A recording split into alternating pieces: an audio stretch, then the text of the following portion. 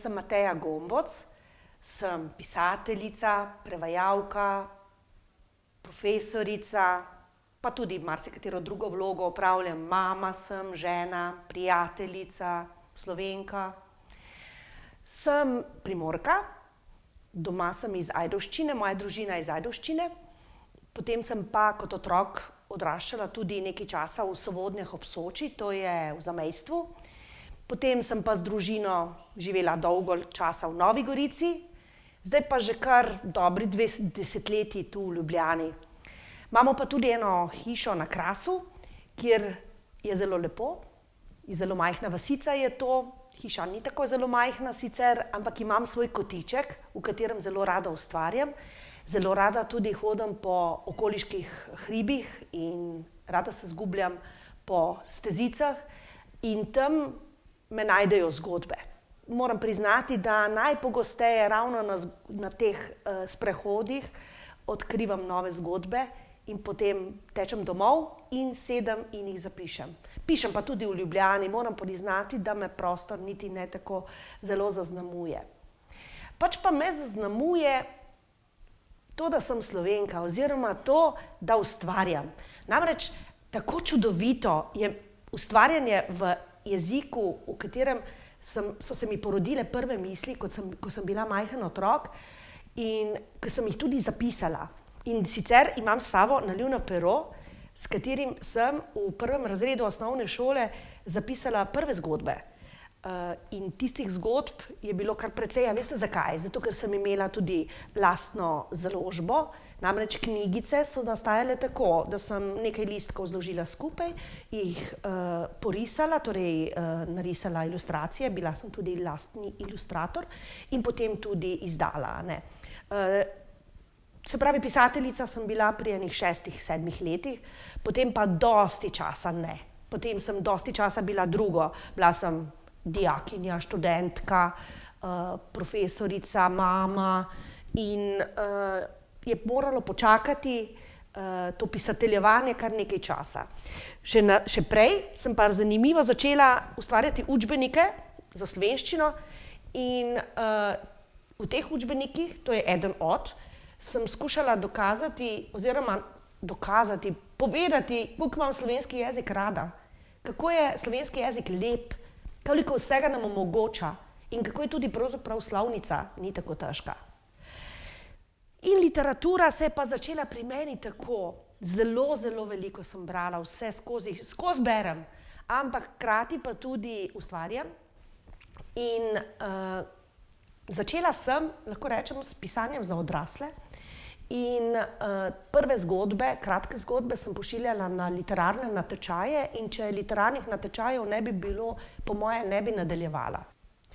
V nekem trenutku sem pa začela s pisanjem tudi za otroke in sicer tako, da sem pošiljala na razne otroške revije, zgodbice, potem so se pa že zbrale v skupne knjige. To je prva knjiga otroška, ki sem jo napisala in kot vidite, je prevedena tudi v hrvaščino.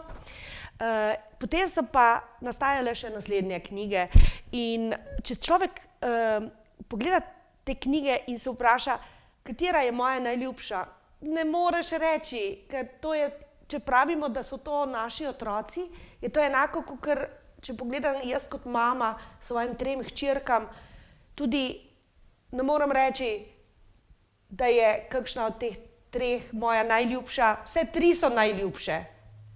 In vsaka je drugačna od naslednje in tretje. In tako da je tako tudi s knjigami in tako je tudi s temi liki. Na katero sem navezana?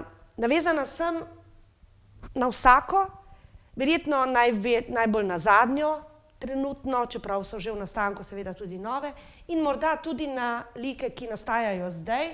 Trenutno je v Cicidoju Max, ki se uči življenja in ko pišem, imam občutek, da se pravzaprav jaz z otroki, ki jih ustvarjam, učim življenja. Ker moje zgodbe so postavljene v resnične življenjske položaje in sem prepričana, da nas imajo otroci kaj naučiti. Mene že. Ko pa ustvarjam za odrasle, pa v meni ne utihne otroška duša. Tudi tam se prepuščam čudenju, ker imam namreč to življenje res rada. In ga rada živim in to bi rada tudi dala tistim, ki berejo moje knjige. Ta lik, ki je pa zdaj v Cicidoju, je pa tudi en mojih ljubših, ime mu je Max in prebrala vam bom prvo zgodbico, ki ji sledijo tudi naslednje, bodo našle tudi pot v knjigi. In prva zgodba nosi naslov Mali Max in veliki Maksimilijan. In pravi tako: jaz sem Max in pravijo, da sem še majhen, vendar pridno jem in hodim spat, zato bom zrastel in postal velik. Takrat bom Maksimilijan.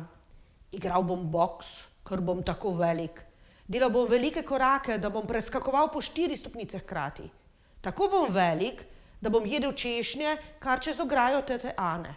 Vsi se me bodo bali, ker bom velik in strašen. Rekli bodo: joj, Maksimilijan gre. Strašno namreč postane vse, kar je veliko. Tako mi je povedal oči. Iz kaplje vode lahko nastane velika deroča reka. Če bi muca zrasla, bi postala strašen lev. Majhna sapica postane grozovit vihar, če se poveča. Če bi kuščar zrastel, bi postal strašen zmaj. Ampak na srečo ne zraste. Ali pa rajši ne bom strašen, ko bom velik. Raje bom velik in prijazen. Potem bodo rekli: glej, glej, veliki Maksimilijan gre, kako lepo. Velike reči so lahko tudi prijazne. Tudi to mi je povedal oči. Iz jagenjčka zraste ovca, iz semena zraste sončnica, iz piščančka zraste kokoš, ki nese jajca. Iz kapljice lahko nastane jezero ali pa celo morje. Jaz bom raje take sorte Maksimilijan. Imel bom ogromne roke. Z njimi bom gnezdo ptičkov, ki pade na tla, spet postavil na drevo. Če muca ne bo mogla do mladičkov, ji bom pomagal. Imel bom tudi dolge noge. Hitro bom stekel po rešilni avto, ko se bosta zaletela 2 avtomobila. Pomagal bom vsem otrokom, da bodo veseli in bodo rekli: Maksimilijan mi je pomagal, veliki Maksimilijan.